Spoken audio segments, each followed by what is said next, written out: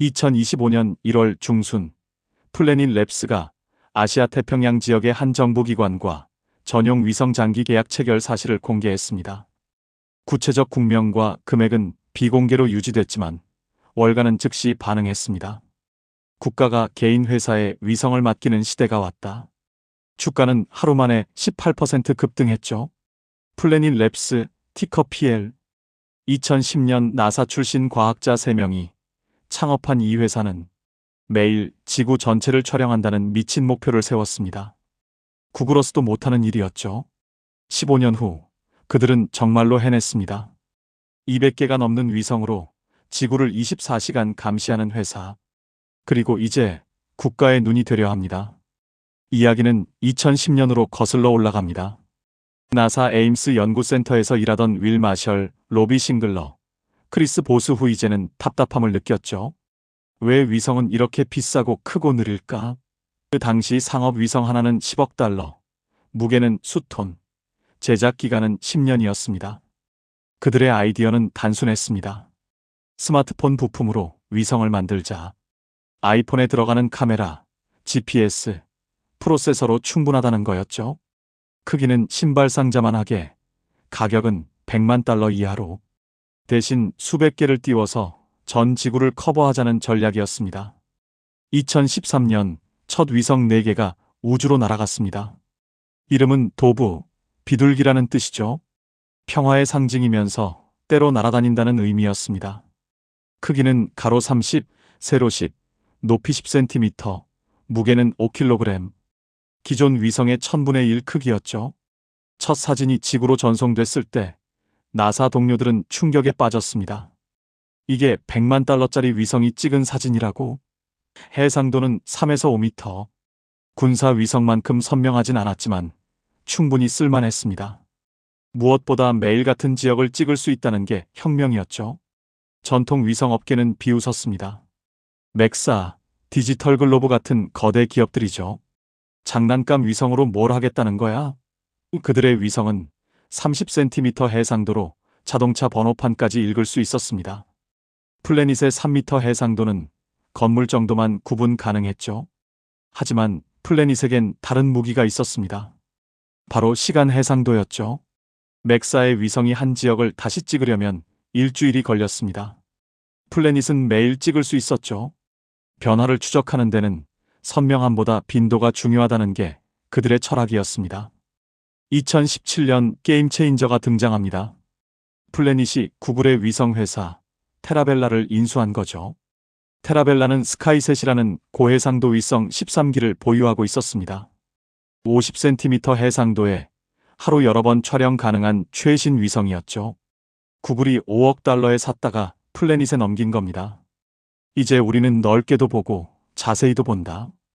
윌 마셜 CEO의 선언이었죠. 도브 위성으로 전 지구를 매일 스캔하고 관심 지역은 스카이셋으로 정밀 촬영하는 투트랙 전략. 광각 렌즈와 망원 렌즈를 동시에 가진 셈이었습니다. 실제 활용 사례가 쏟아졌습니다. 2019년 아마존 열대우림 화재 때 플래닛의 위성은 매일 화재 확산을 추적했죠. 브라질 정부가 화재는 통제됐다고 발표했지만 위성 사진은 거짓말을 하지 않았습니다. 국제사회의 압박이 시작됐죠. 2022년 러시아, 우크라이나 전쟁에서도 플래닛의 위성이 활약했습니다. 러시아군의 이동을 실시간으로 포착했고 곡물 수출 봉쇄를 감시했죠. 우크라이나 정부는 플래닛의 데이터로 국제사회에 증거를 제시했습니다. 진실을 보여주는 눈이 된 거죠. 상업적 활용도 폭발했습니다. 월마트는 전 세계 매장 주차장을 매일 촬영해 고객 트래픽을 분석했고 코모디티 트레이더들은 농작물 작황을 실시간 모니터링했죠. 보험사들은 자연재해 피해를 즉시 평가했고 헤지펀드들은 석유 저장량을 추적했습니다. 2024년 하반기 플래닛은 차세대 고해상도 프로그램 펠리칸의 시험 위성 일부를 스페이스X에 실어 올리며 운용 검증을 진행했습니다. 펠리칸의 진짜 혁신은 따로 있었습니다. 온디맨드 태스킹이라는 기능이죠. 고객이 지금 당장 평양을 찍어줘라고 요청하면 가장 가까운 펠리칸이 자세를 바꿔 촬영하는 겁니다. 응답 시간 15분. 정찰 위성 수준의 기동성이었죠. 그리고 2025년 1월 폭탄 발표가 나왔습니다. 앞서 언급한 전용 위성 계약은 플래닛 역사상 최대 규모였죠. 더 놀라운 건 계약 구조였습니다. 플래닛이 위성을 만들고 운용하지만 그 국가가 우선지휘권을 갖는다는 거였죠. 전용 위성 서비스라는 새로운 비즈니스 모델이었습니다. 국가는 자체 위성을 갖지 않아도 마치 보유한 것처럼 운용할 수 있고, 플래닛은 안정적인 장기 수익을 확보하면서 데이터 재판매권도 유지하는 윈윈 구조였죠. 업계 전문가들은 즉시 알아챘습니다. 대만이다. 공식 확인은 없었지만 정황상 대만이 유력했죠. 중국의 군사 위협이 커지는 상황에서 독자적인 정찰 능력이 절실했을 테니까요. 자체 위성 개발엔 10년이 걸리지만 플래닛과 계약하면 당장 사용 가능했습니다. 이 계약이 판도를 바꿀 이유가 있었습니다. 첫째, 민간 기업이 국가 안보 영역에 진입했다는 점. 둘째, 구독 모델이 아닌 전용 서비스로 수익 구조를 다각화했다는 점. 셋째, 다른 국가들도 따라올 가능성이 크다는 점이었죠. 실제로 2025년 2월 플래닛은 복수의 정부 기관과 유사한 협상을 진행 중이라고 밝혔습니다. 5월간은 한국, 일본, 호주, 인도를 후보로 꼽았죠. 각국이 중국의 부상에 대응해 독자적 감시 능력을 원한다는 분석이었습니다. 플래닛의 수익 모델도 진화했습니다. 초기엔 단순 데이터 판매였죠. 월 구독료를 받고 위성 사진을 제공하는 방식.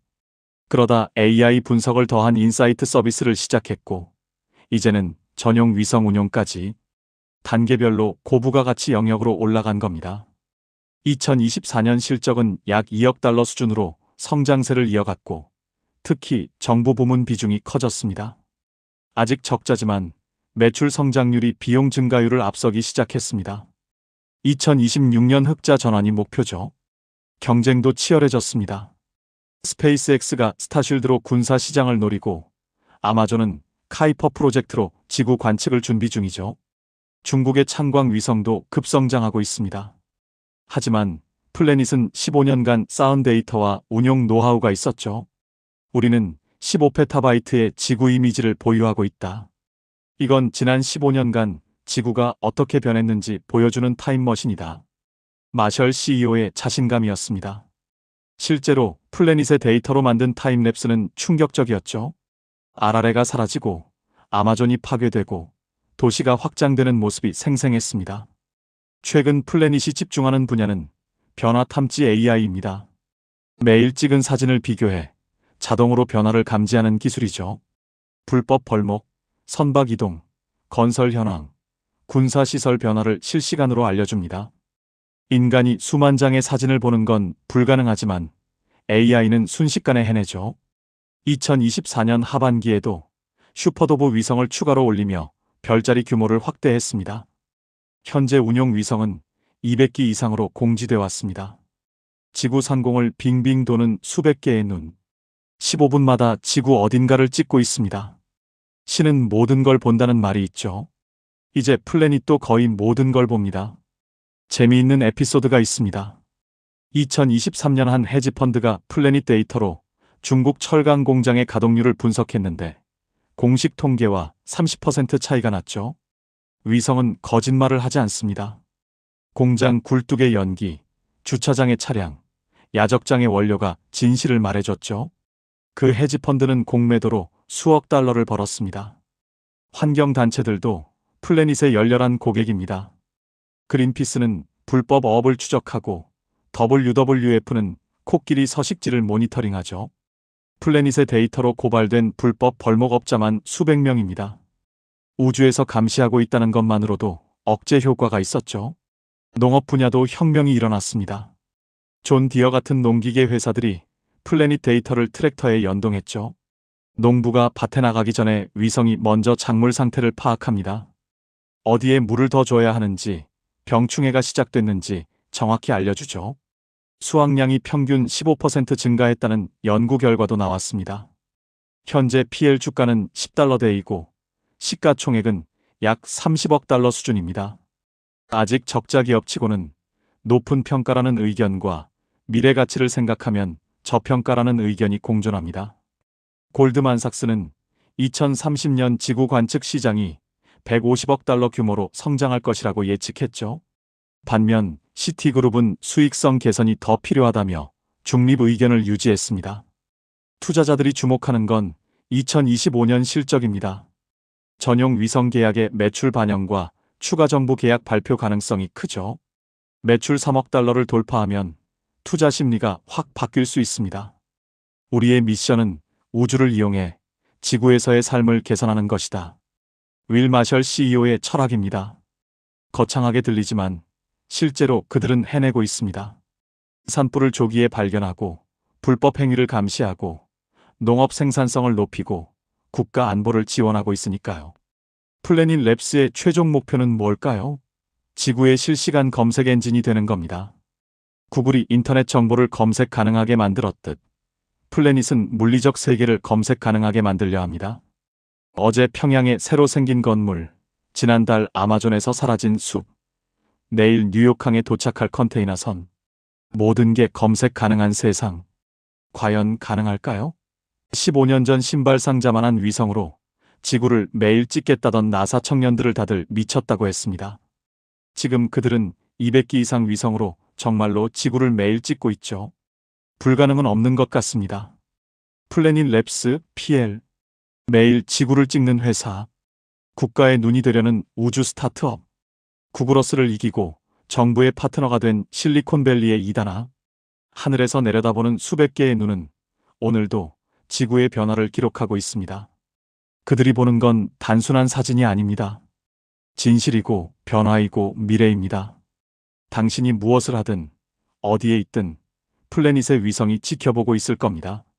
조금 무섭기도 하지만 더 투명하고 정직한 세상을 만드는데 기여한다면 그것도 나쁘지 않을 것 같습니다. 적어도 플래닛은 그렇게 믿고 있습니다.